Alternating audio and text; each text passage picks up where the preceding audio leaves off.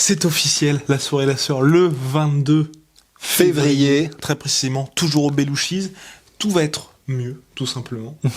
Contractuellement, c'est ce qui est écrit partout. Donc il y a intérêt. Exactement, donc il y a intérêt. Donc pourquoi le 22 février, Rust ? Eh bien parce que c'est encore une soirée de folie, mon cher Guillaume. Pourquoi c'est une soirée de folie ? J'adore le ping-pong. En entrée, on aura UFC Auckland. Ce sera donc la soirée commence à 22h jusqu'à ce qu'il n'y ait plus de combat. C'est-à-dire, vous arrivez jusqu'à ce que mort s'en suive. Exactement, vous arrivez à 22h. Qu'est-ce qu'il y a ? Prélim de l'UFC Auckland. Ensuite, on bascule sur la main card tranquillement, qui se terminera par un Dan Hooker contre notre cher Paul Felder. Ouais, donc ça va être la guerre. Exactement, tout simplement. Et une fois que ça c'est fini, vous avez donc votre petit buffet illimité dans le bide de 22h à 1h du matin. Celui-là on le connaît. Vous êtes bien et vous dites bon, c'est fini. Oh, il reste des trucs, non ? Et là, qu'est-ce qui reste ? Fury Wilder numéro 2. Voilà, juste ça, quoi. Juste le combat de boxe le plus attendu depuis longtemps. Depuis le premier, en fait, quoi. Là, ça va être. Mais c'est un des meilleurs combats heavyweight de tous les temps. Enfin, ça fait bizarre de le dire, mais en fait, c'est le cas. Voilà. Non, parce que bien sûr, il y a eu les Ali Frazier, il y a eu. Voilà. Complètement. Mais de l'ère moderne, c'est clair. Enfin, on va pas rappeler ce que c'est que Fury versus Wilder et où ils en sont, mais c'est incroyable, quoi. Donc, toujours au Belouchies, le lien est dans la bio, toujours 40€. Et oui, on a donc pour 40€, vous avez accès à tout, le buffet limité, la conso et donc toute la soirée de fight. Et puis oui, il y aura peut-être des invités, ça viendra au fur et à mesure, évidemment. Et comme la dernière fois, c'est uniquement avec les préventes dans le lien en bio que vous pouvez venir. Une fois qu'il n'y a plus de place, comme la dernière fois, il n'y a plus de place du tout. Donc même si vous voulez des places, si vous ne pourrez pas rentrer, on a vu le problème le problème, c'est toujours compliqué pour nous et pas très agréable de devoir refuser des gens qui viennent devant parce que vous êtes venus, vous vouliez rentrer, mais on peut pas parce que légalement et même au niveau du Belouchies, on a un certain nombre de places et donc une fois qu'on a atteint ce nombre-là, malheureusement, ce sera à la prochaine soirée de La Sueur. Ouais. Donc voilà, lien dans la bio et puis ça va être très bien. Hein, ça va être même très bien. Soit.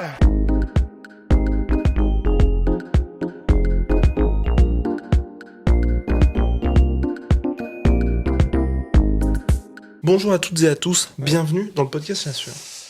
Rose va tenter. Oh Lord, c'est bon. Lord. Donc on va parler aujourd'hui de Donald Cowboy Cerrone parce que ça y est, on rentre dans la Fight Week, ô combien lucrative pour La Sueur.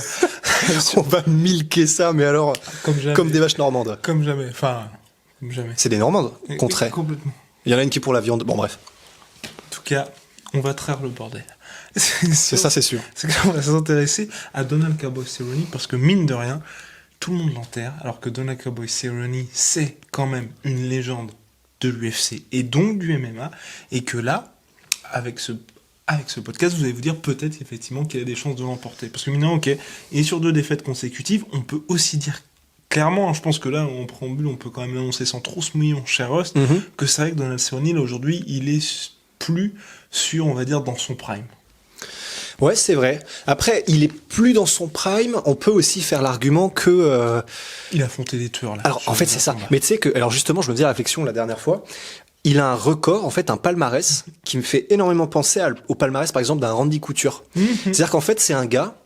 Tu descends toute la liste des gars qu'il a affrontés, c'est du calibre soit des champions ou anciens champions, c'est la majorité des gars qu'il a affrontés, soit c'est des mecs ultra chauds comme Leon Edwards où il va avoir son title shot à un moment donné.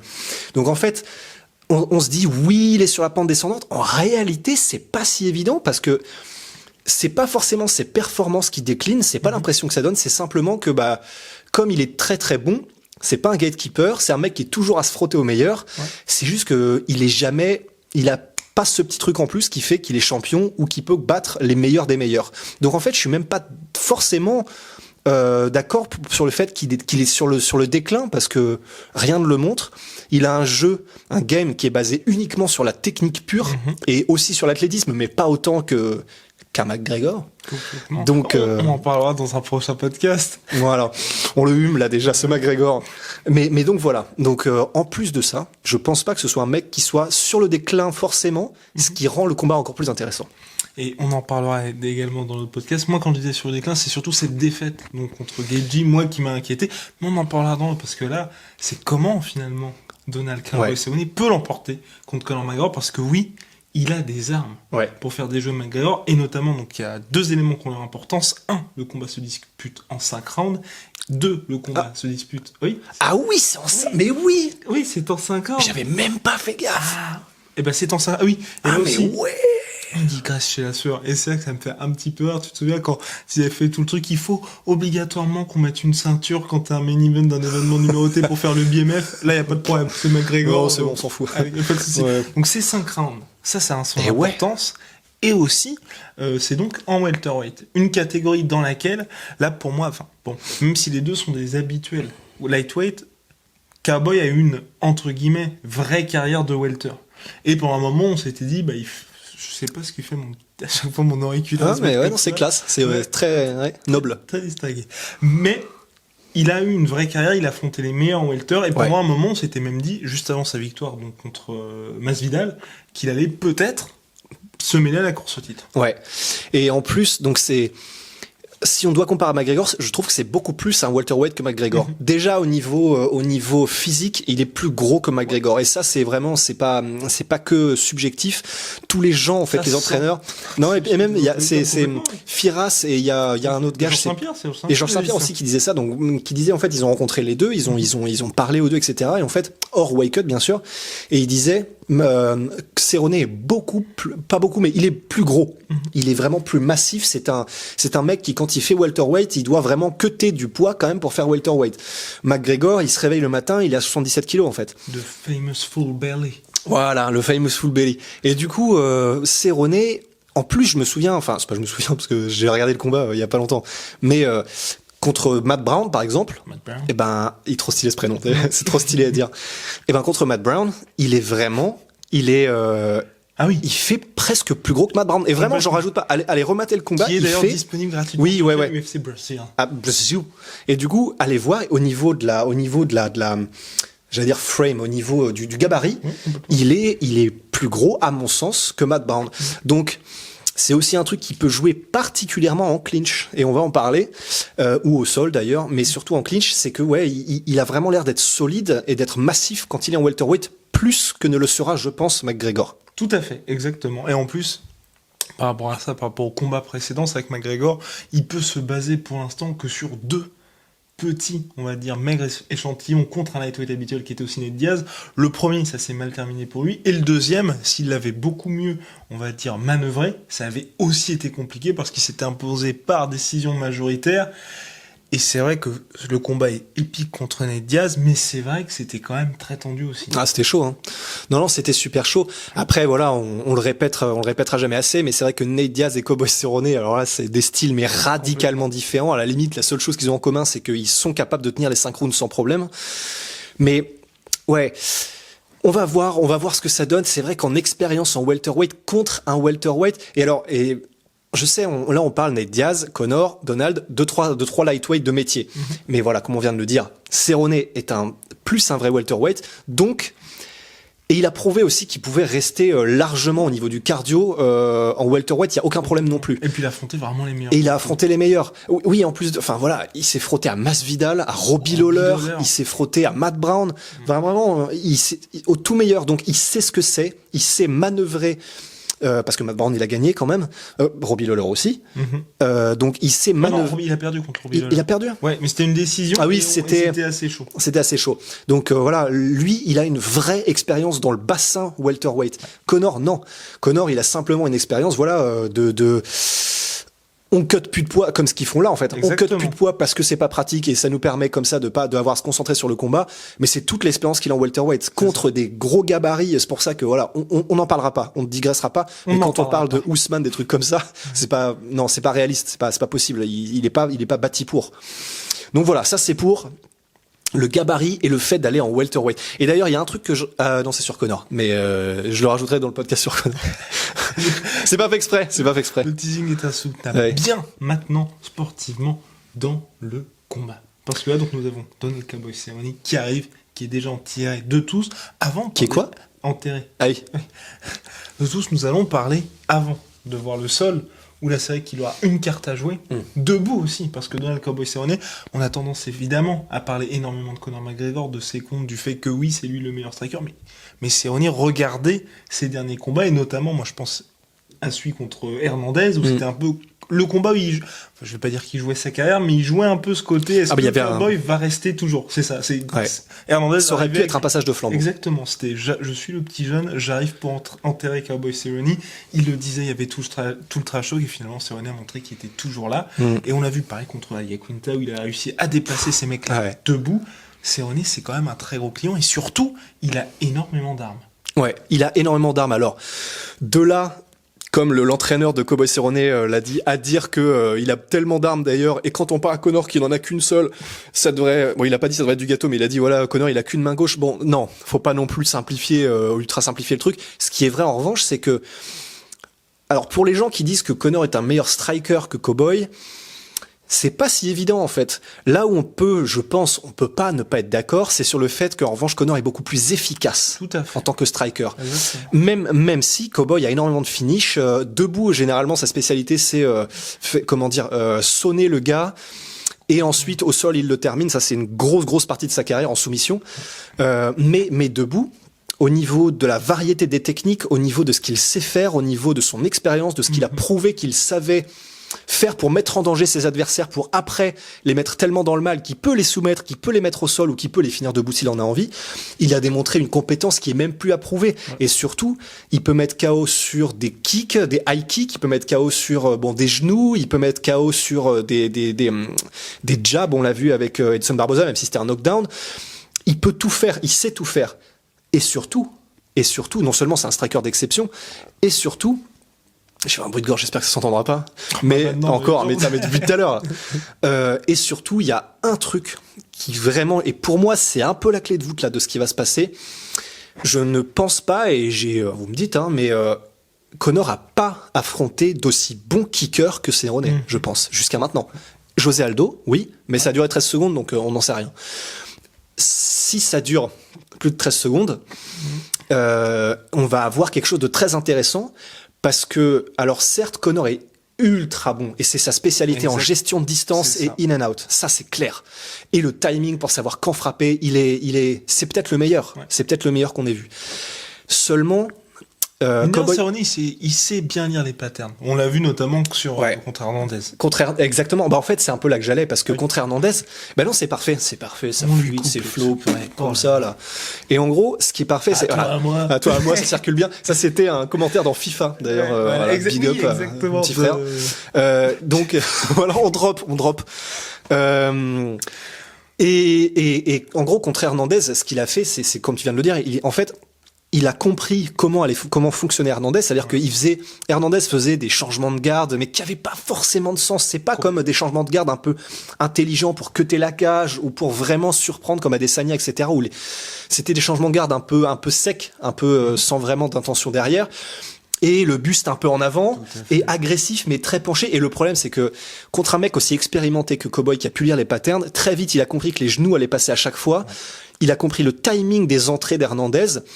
Et il a fini par le choper salement, vraiment salement. Regardez vraiment ce qu'on voit, c'est magnifique. C'est impressionnant. Parce qu'on voit vraiment le Cerrone qui est, honnêtement, celui qu'on attend finalement, qui monte en puissance tout au long des minutes et qui commence par vous faire un travail de sap au niveau du corps. Enfin bref. Ouais, exactement. C'est parfaite transition, puisque ça, vraiment, en fait, le travail au niveau du corps, c'est ce qui fait qu'il est aussi bon en high kick aussi. Parce qu'en gros, voilà.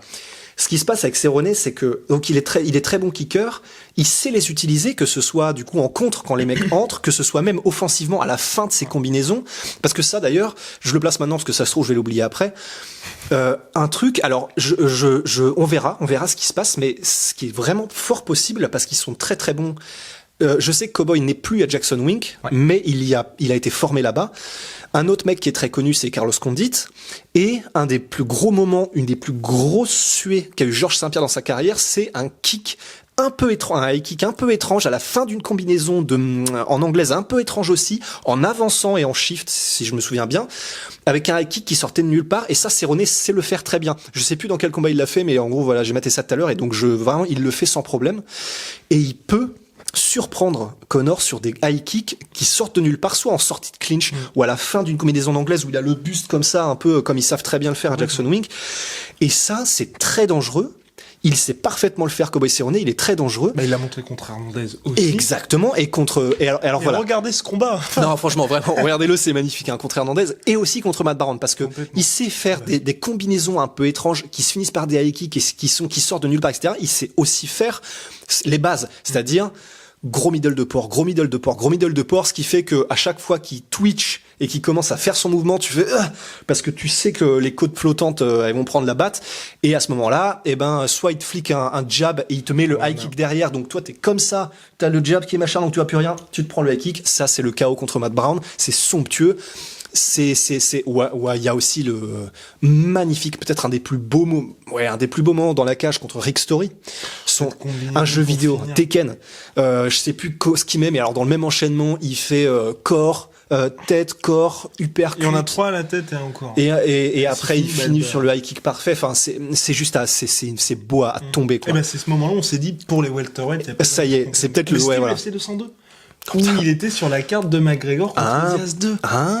Le seed, les gars. Le seed. Oh là là, les étoiles. Tout ça pour dire que Cerrone a vraiment des armes. Ouais. Et ça aussi, je voulais ajouter, ce qui est bien, et on n'en parle pas suffisamment, c'est qu'on aura un Cerrone en pleine possession de ses moyens. Parce que c'est vrai que ce qui est assez dommage, c'est que dans ses défaites, par exemple, contre Masvidal ou contre Gaethje, il avait peut-être été un petit peu rushé à son retour, parce que on sait qu'il a énormément combattu contre Masvidal. Il avait combattu Masvidal 1 mois après le combat contre Matt Brown. C'est le défaut des qualités de Cowboy, en fait, c'est que il est fou, il est prêt à prendre n'importe quel combat. C'est aussi pour ça qu'il est pas champion. Enfin, en partie. Tout à fait, complètement.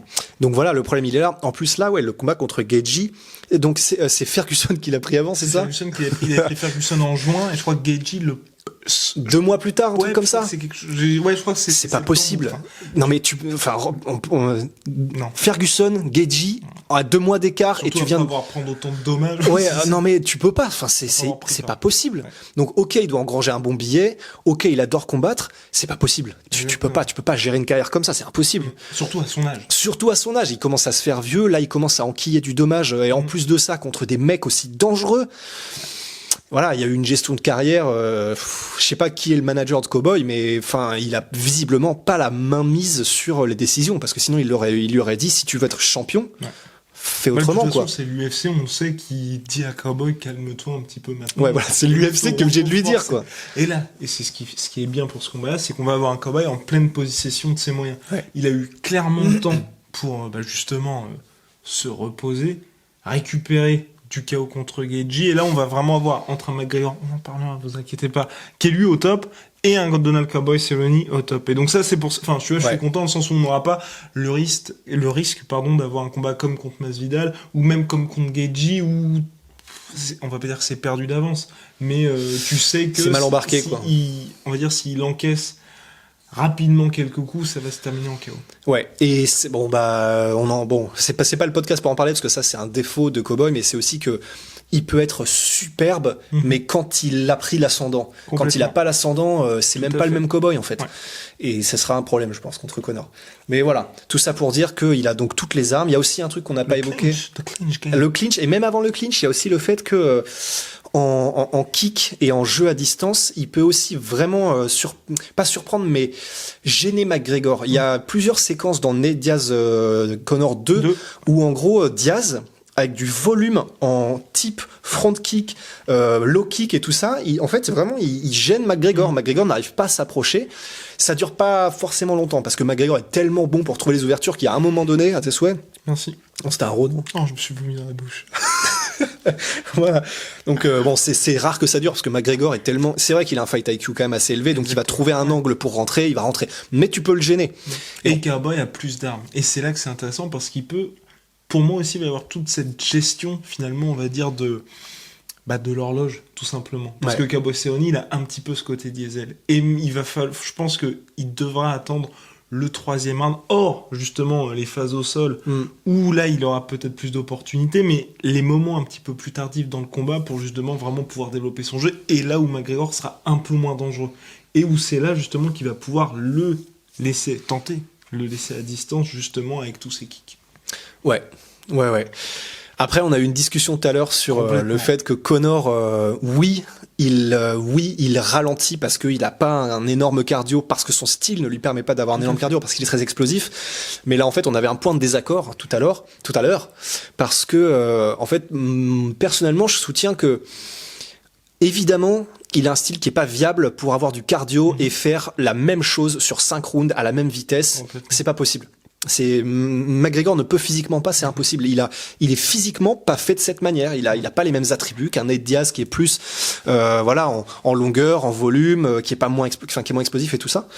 Mais personnellement, je trouve, en ayant re-regardé Nate Diaz versus McGregor 2, qu'en fait, c'est vrai, mais c'est contrebalancé par le fait qu'il fait tellement de dommages dans les rounds où il est explosif et quand il a ces moments-là, qu'en fait, au troisième, quatrième, cinquième, en fait, l'adversaire est tellement abîmé aussi qu'il a du mal à passer la seconde. Et là, je sais qu'il va y avoir plein de débats sur ce truc-là, mais en fait, j'essaie d'être relativement objectif parce que j'ai regardé le combat contre Nate Diaz, je me suis dit, bon, ok, troisième, là, ça avait l'air d'être terminé. Après, le fin cinquième, du deuxième, ça sentait très mauvais aussi parce qu'il y avait le takedown et ça. Il y avait le takedown. Mais avant le takedown, Nate Diaz, je pense pas que ce soit parce qu'il a dit, ouais, j'ai la flemme, qu'il n'est pas accéléré, c'est que je pense qu'il ne pouvait pas accélérer comme il aurait voulu accélérer. Il a un cardio de porc, c'est clair, Nate Diaz, mais la raison pour laquelle il a pas fait OK, maintenant je te finis dans le quatrième et dans le cinquième, c'est parce que je pense que les low kicks, ça commence, et on a pris une masse, ça commençait à faire. Il avait pris des dommages sur la figure, au corps aussi, avec des superbes crochets, des front kicks et tout ça. Donc oui, McGregor n'a peut-être pas le cardio pour faire la même chose sur 5 rounds, mais il fait tellement mal que toi aussi, en fait, t'es pas le même. Donc, ça s'équilibre. Mais on a digressé sur Conor. Mais après, le problème aussi, mine de rien, c'est qu'on se base, on n'a qu'un seul échantillon. Donc, d'un côté comme de l'autre, c'est hyper faible. Parce que c'est vrai que comment dirais-je, si McGregor, il avait eu 2-3 KO dans des 5e rounds, on pouvait se dire, il a toujours ce même danger. Et là, et non seulement c'est pas le cas, mais il semble que même, on est sur McGregor, mais que McGregor, on va encore se faire haïr. Il est quand même beaucoup moins efficace avec sa gauche au troisième et plus contre Khabib. Alors certes, c'est Khabib, il a un bon menton, mais la gauche n'avait plus aucun effet au troisième, quoi. Et c'est pour ça, tu vois, que je disais, il avait tout intérêt. Donc, quand on se base justement de ce qu'on a vu pour l'instant, à justement temporiser et se dire, on essaye de faire en sorte que les moments où lui puisse venir, ce soit au troisième. Et puis de ce dont toute vraisemblance, de toute façon, ce que je me dis aussi, c'est, t'as entièrement raison, il va faire des dommages de toute façon. À part contre Khabib, il a tout le temps fait des dommages McGregor. Mais si t'es toujours là au troisième, c'est qu'il t'a pas couché lors des 2 premiers, donc t'as laissé plus, un peu comme tu vois Ngannou contre Miocic. J'allais dire Francis contre Ngannou. Il y a Miocic contre Ngannou. Ouais. Il y a eu un premier round où Miocic il était comme ça. Nous aussi. Nous aussi, complètement. Et sauf qu'à la fin, si t'es toujours là au troisième, il y a toujours évidemment. Et le troisième, il y avait ses grosses frayeurs, mais t'as laissé passer le plus dur. Et d'autant plus que, comme tu l'as dit, il a tellement d'armes, Cowboy, que je pense que Cowboy est plus, entre guillemets, qualifié que Nate, parce que c'est son game, c'est son jeu, pour continuer à harceler avec ses tips, ses front kicks, ses low kicks, ses genoux, si jamais il arrive à timer McGregor, ce qui est pas évident. Mais il a les armes pour harceler constamment McGregor comme pas grand monde peut le faire, que McGregor a rencontré jusqu'à maintenant. Donc c'est là aussi où il peut faire du dommage. C'est clair, Cerrone, c'est que si jamais il arrive à se discipliner et à vraiment essayer de rester relativement safe et à distance et à vraiment balancer en mode DCA les kicks, tout ça, au quatrième, il peut avoir un McGregor qui est vraiment qui en peut plus parce qu'il s'est pris tous les trucs au foie, aux côtes, au machin, aux genoux, des low kicks, des trucs comme ça. Il n'arrive plus à avancer avec la même efficacité. Et à ce moment-là, si Cowboy est arrivé à reprendre du coup l'ascendant parce qu'il a senti que Cowboy ralentissait ou quoi que ce soit, là, il a des options. Il a l'option mise au sol, il a l'option clinch et il a l'option kick. Ouais. Et franchement, à ce moment-là, ça peut devenir très intéressant. S'il a réussi à l'éreinter, s'il a réussi à vraiment... La gestion de la distance va être déterminante. Il faut qu'il soit dans son game. En fait, c'est vraiment ça moi, qui me fait peur. Enfin, fait peur. Oui et non. Mais c'est que pour le coup, Cowboy n'a vraiment pas le droit à l'erreur parce qu'il y a le blueprint pour le battre aujourd'hui. Et en plus, Justin Gaethje a ouvert une nouvelle voie. Et c'est là aussi que ça m'inquiète un petit peu plus, c'est qu'au-delà de la pression que tous les mecs ont mis à Cowboy pour justement le faire déjouer, là maintenant il y a quelqu'un qui a réussi justement avec ses contres justement. Et il y a aussi quelqu'un qui a réussi et qui a un style qui est relativement proche de Conor, c'est Darren Till. Complètement. Un mec qui est southpaw, qui a une énorme gauche, une gauche piston, qui avance en mettant la pression, en sachant mettre la pression et cadrer, une très bonne gestion des distances, qui ne fait pas des transferts de poids abusés où il s'expose comme Hernandez. Et on a vu comme ça s'est terminé.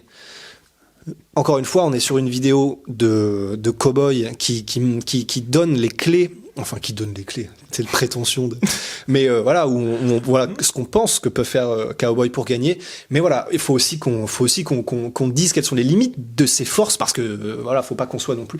Mais voilà, tout ça pour dire que 4e, s'il est arrivé à ce moment-là, c'est largement possible. Et tout est possible. Et d'ailleurs, puisqu'on est en transition là pour le 4e et le si jamais, je pense que il a des bons takedowns, Cowboy. Quand il est en confiance et qu'il est dans un et que c'est lui qui a l'ascendant, qui est dominant dans le combat. Contre Hernandez. Comme contre Hernandez et même. Et là, il y a. Oui, et là, il y a plein d'exemples. Il y a plein d'exemples. Les moments où il a réussi à timer un takedown, parce que c'est lui qui dicte les conditions du takedown.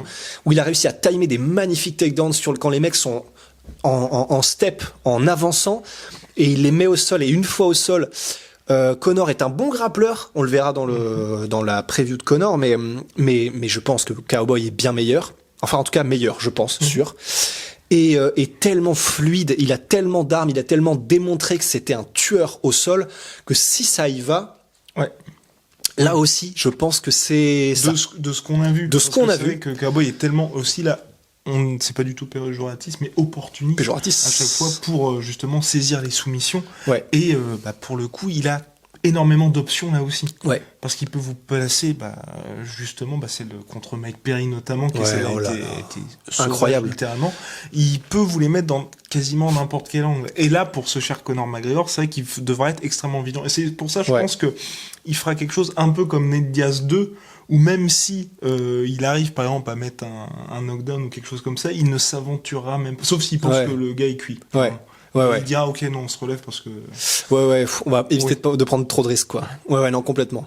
Après, non, c'est sûr. Donc non, parce que j'allais dire, en revanche, je pense que couvrons tout. Mais du coup, parce que là on couvre presque la preview. Non. C'est pour ça. Non. Alors donc continuons. Donc en lutte, même si Conor a montré contre Adi Alvarez et Khabib, on le verra dans la preview de Conor, mais qu'il avait une bonne takedown défense. Je suis sérieux. Non, mais je suis en train de... Mais c'est juste, j'aime bien dire ça parce qu'à chaque fois, je me mets dans la peau de ceux qui n'attendent que ça pour qu'on tombe. J'ai dit que j'ai quitté la vidéo. Alors que, mais détrompez-vous contre... Enfin bref, on en parlera. Oh là là. Mais voilà, donc, mise au sol, c'est dans ses cordes. Soumission, c'est largement dans ses cordes, c'est même tellement dans ses cordes que ça peut être une de ses plus gros atouts contre McGregor. Et le clinch. Parce que le clinch, ça n'est pas la spécialité de McGregor, parce qu'il n'a jamais montré on n'a jamais vu McGregor vraiment ridiculiser un mec en clinch et montrer ok, c'est moi le patron, et soit lui mettre des coups de l'enfer ou vraiment le manipuler. On n'a pas vu ça. On a vu Conor en clinch défensif, parce qu'on sait que tout ce qu'il veut, c'est se remettre à distance. Donc on sait pas s'il a un énorme niveau en clinch, mais on se doute que c'est pas non plus c'est pas Senchai, quoi. Complètement. Donc je pense, parce que Cowboy, lui, on sait qu'il a un très bon clinch. On sait que à partir du clinch, il a pas mal d'options, que ce soit mise au sol, il a pas tellement l'habitude de faire ça à partir du clinch, mais juste repousser avec et sortir sur un kick, un truc des enfers, ou même en clinch, vraiment t'attendrir avec des coudes. Il était nul celui-là, fin. Bon, allez, on le fait bien. Vraiment attendrir avec des coudes, réussir à vraiment manipuler, à passer les underhooks pourquoi pas faire des tripes. Enfin, il a vraiment des options. C'était contre Lawler qui avait été intéressant à ce niveau-là, je crois, entre les deux. Si je ne m'abuse. Ça fait très longtemps que j'aurais dû le regarder aussi. J'ai pas regardé celui-là. Mais tout ça pour dire que il peut faire du dirty boxing. Il peut faire tout ce qu'il faut en clinch pour attendrir Conor aussi et le mettre vraiment dans le mal. Donc ça, c'est une des grosses armes aussi. En plus, il vient du Muay Thai, Cerrone, donc c'est plus son truc, quoi. Donc voilà, encore un gros point fort. Là où Cerrone pourrait avoir l'avantage s'il arrive à garder Conor. Exactement. En clinch contre la cage ou en clinch à l'air libre, quoi, enfin, dans le centre de la cage, en liberté. Bien. Avons-nous tout couvert? Je pense que oui. Si on a oublié quelque chose, n'hésitez pas à nous call out. Ouais. Parce que c'est vrai que de temps en temps, on peut éventuellement Ouais. manquer des ghosts. Si, il nous avait manqué quelque chose, mon cher Rust. Et je tiens à en parler lors de ce podcast. Ça n'a rien à voir. C'était sur nos déceptions de l'année. On avait complètement oublié TJ Dillashaw. Oui, c'est vrai. Oui. C'est bizarre de te caler maintenant, mais oui. Non, mais parce qu'il fallait en parler un moment. Et Ouais. c'est vrai que c'est, mine de rien, la très grosse déception de l'année 2019. Ah bah ouais, Parce qu'on a oublié parce que c'était le 19 janvier. Donc, Ouais. Ouais. Non, bah oui, voilà. Et pour On a moi, l'impression que ça a c'était été il y a un 2 ans, mais. traumatisme. Ah bah surtout, ouais, parce qu'il y en a qui étaient fans ici, et nous deux, en fait. Oui, ouais. Mais j'étais tellement fan aussi de TJ, de son style, de ce qu'il apportait, de sa science de la cage, enfin des mouvements, des entrées, tout était tellement somptueux que quand tu sais qu'un mec comme ça, en plus c'était cool parce qu'il avait du cardio. Mais le problème, c'est qu'on sait pourquoi il avait du cardio, quoi. Complètement. C'est qu'il était dopé.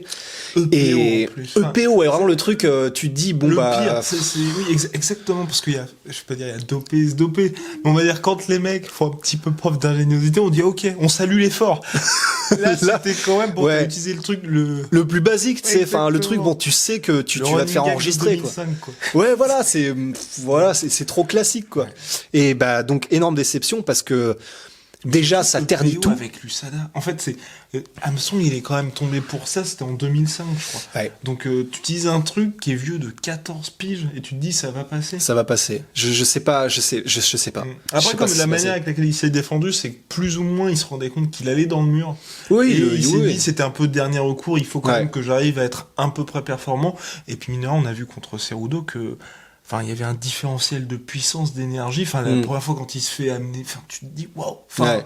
et je pense aussi que lui, là, il était tellement déshydraté. Enfin, il y a eu énormément de Ouais. facteurs, mais ça n'excuse évidemment pas cette prise de produit. Mais en tout cas, là, ça ternit son héritage bah alors là, c'est à bon, hein. jamais. Mais ouais. Et c'est horrible parce que, Ça allait devenir l'un des plus grands. ah mais ouais, et ça me fait tellement chier. Vraiment, quand je regarde un combat de TJ Dillashaw, mais vraiment, je regarde un Scorsese, quoi. Enfin, je regarde un Denis Villeneuve aussi. Hein. Ouais, mais vraiment, tu regardes quelqu'un qui est tellement en contrôle, qui sait ce qu'il fait, qui est tellement dans 2-3 divisions au-dessus des gens qu'il rencontre et qui est tellement dans le futur par sa connaissance de l'art du combat que tu peux que kiffer, quoi. Tu prends ta marmelade, tu Complètement. et tu te fais plaisir. Tu te fais chier, j'allais dire, parce que oui. Tu te fais chier. Mais voilà. Donc ouais, tu peux pas faire plus grosse déception que ça. Complètement, c'était surtout qu'il sortait d'une super victoire sur Cody Garbrandt. Ah bah oh là là, les deux victoires. des sur Cody guerres, Garbrandt. mais Enfin, il était parti là. Ouais. Il était parti. En fait, c'est ça. Il était tellement haut dans notre estime Ouais. que là, le crash, il est terrible, quoi. Intersidéral, 2 ans de suspension, il reviendra. Selon toute vraisemblance. Oui, bah oui, Dominique sûrement. Cruz, son rival à distance, a dit qu'il allait revenir plus fort parce que Dominique Cruz, qui connaît bien les longues absences, en fait pense, Ça. et je pense avec raison, c'est vrai que TJ Dillashaw se prend quand même pas mal de coups, qu'en gros il va profiter de ces 2 ans, tu vois, pour vraiment se reposer et puis toujours travailler sur ses skills, et quand il va revenir, il y aura un TJ Dillashaw qui aura appris énormément de nouvelles techniques et en plus qui aura pas eu toutes ces guerres derrière lui accumulées parce que c'est vrai qu'il est pas tout jeune. Cela dit, les guerres, il les faisait aussi pas mal en sparring. Exactement. Apparemment, il avait l'habitude de vraiment démonter des Tout mecs à à fait. l'entraînement. Donc en fait, ça dépend. Ça dépend si cette expérience-là a fait que déjà les gens vont le considérer différemment et vont lui mettre des stops. C'est-à-dire que c'est plus la superstar à laquelle tu ne dis pas non. Là, c'est devenu un mec qui est quand même la réputation est ternie. Complètement. Si ça l'humilie dans le sens ça le rend humble, on aura peut-être quelque chose de différent. Effectivement. Ouais, parce qu'il y avait. C'est avec Takeru qui s'entraînait aussi. Où il y Ouais. avait Ouais, je crois que c'est Takeru. Ouais. Takeru, c'était assez violent pour ce pauvre Takeru. Quoi. Ouais, mais c'est violent dans le sens. Oui, tu mais te dis, normalement, mec, tu fais quoi, ça, c'est. Takeru, il fait quoi, 20 kilos de moins? Ouais, non mais ouais, il fait genre 20 kilos. Bah, c'est un kickboxer japonais, Takeru, Et extrêmement bien talentueux. Parce qu'il y a, ça aurait pu être un de nos dream fights pour 2020, c'est le fameux Takeru contre Tenshin, Tenshin. ouais, grave. On Mais en a ça- pas parlé. Mais ça effectivement. n'arrivera pas en 2020, Ouais. je pense. Bah, on verra, Un peu de on verra. chance. Mais Enfin, en tout cas, ouais, voilà, Dwayne Ludwig vraisemblablement avait invité Takeru à s'entraîner avec TJ, et TJ a vraiment fait mais le sale move, enfin le truc de vraiment de bon con quoi, de dire essaie pas de faire le show, sinon je te déboîte, tu vois. Bon, Mais ce qui est bizarre, c'est que visiblement ça se passe bien parce que Takeru est revenu. Il y avait un poste. Enfin, bref. Après, c'est un japonais. Exactement. Ils s'en foutent du dommage, quoi. Ouais. Ouais.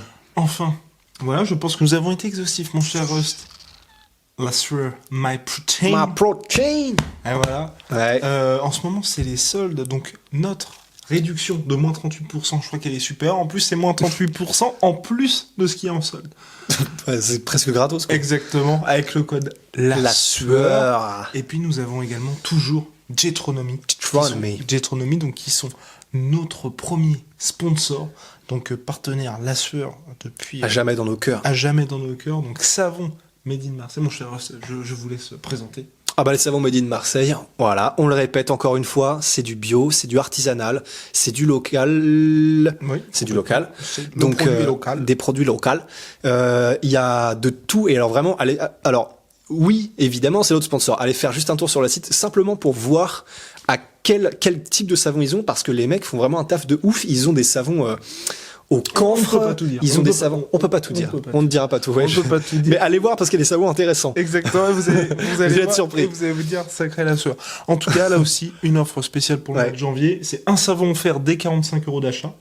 Oh. Et moins 20 €, voilà, sur le pack routine, parce qu'ils ont également des packs routine, ce sont Routine. tous les soins pour le visage et le corps par Jetronomy. Voilà, en tout cas, on est très content. Et puis surtout, que chez Jetronomy, là, c'est un petit big shout-out, il y a quelqu'un qui travaille pour eux qui est fantastique. On sait qu'il regarde ce podcast-là. Franchement. On ne le remerciera Alors là- jamais assez. Ah mais Second Coming of Jesus Christ. Exactement. Merci. Voilà. Il se reconnaîtra. Il se reconnaîtra. Swear.